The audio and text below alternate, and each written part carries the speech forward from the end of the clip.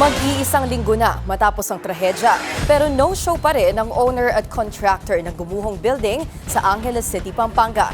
Yan ang Agenda Weekend Report ni Mike Carazon.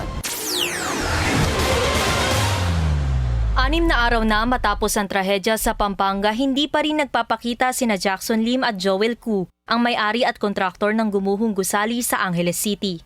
Tanging mga abogado lamang ni Lim at Koo ang humarap sa media. Handa po kaming tumulong sa lahat po ng biktima at sa lahat po ng naapektuhan ng insidente ito. Nananawagan din po po kami na sa mga iba pang naapektuhan, no, bukas po ang pinto ng kontraktor para tumulong.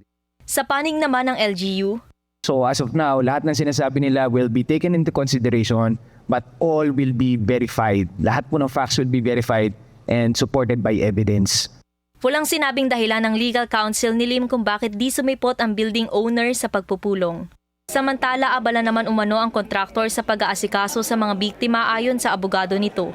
Paninindigan ng LGU, may pananagutan din si Lim sa mga biktima kung mapapatunayang may pagkukulang ang kontraktor.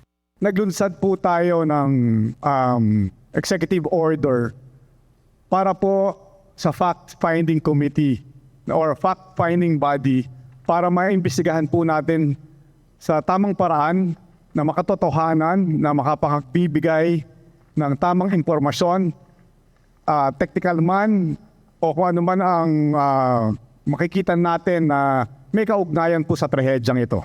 Ina-assure ko po sa publiko na lalabas ang katotohanan, ang dapat managot ay mananagot.